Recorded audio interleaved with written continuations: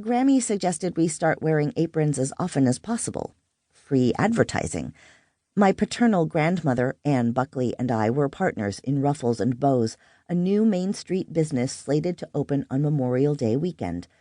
Over the past 5 years, I'd built up quite a business selling aprons and linens online, both vintage and handmade originals. But now the local economy was booming, and it was time to take advantage with a storefront.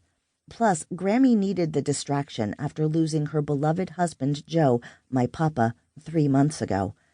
I crossed my fingers under the table, hoping our optimistic plans would pan out.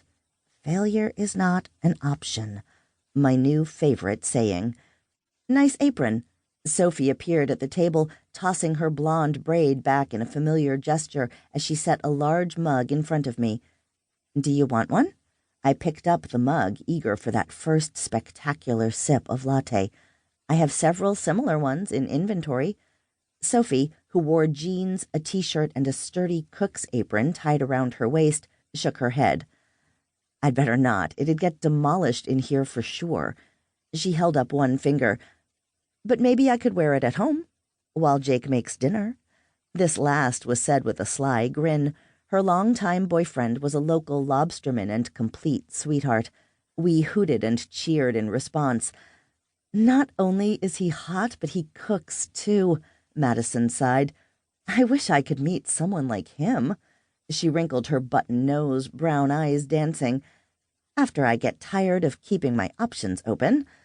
I shook my head, smiling with affection at my bestie since grade school. Madison resolutely refused to get deeply involved with anyone ever since her first date at age 15. As for me, I longed for true love and all the trappings, even if that was mid-century old-fashioned, just like my clothing style. Sophie glanced over her shoulder when something crashed behind the counter, then asked, Want something to eat? I'll have the Benedict, I said. Same, Madison said.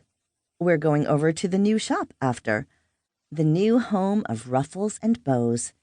It was a thrill to say the store name, which we'd brainstormed one winter day, sipping cocoa in front of the fireplace. Grammy suggested Ruffles, and I wanted Bows, so the right name was finally born. Sophie's eyes widened. It's really happening. Congrats, Iris. I patted my handbag. Keys are in here. We signed the lease with Parker Properties yesterday.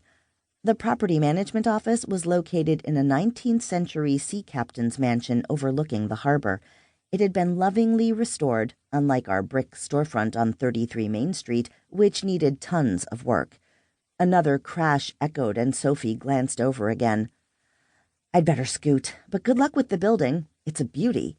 She hurried off. A fallen beauty, for sure. I picked up the mug and sipped, trying to ignore a growing knot of anxiety. Now that the moment was upon us, I was getting nervous. What if the store was a huge flop?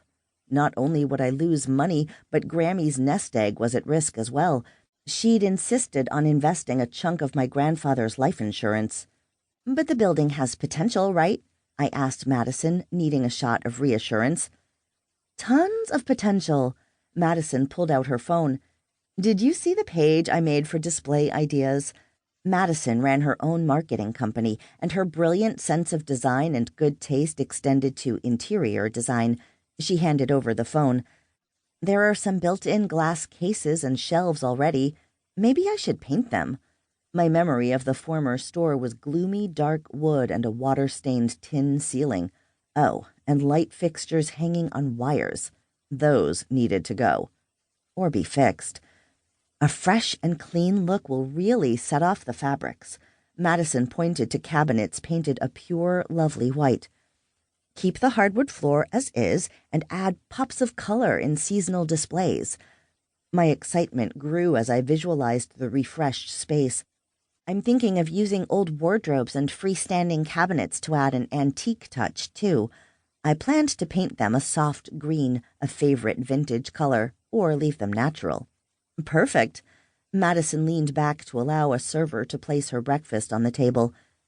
Thank you, she told the young man, who had shorn red hair and an earring. The server placed my plate in front of me. Can I get you anything else? Madison looked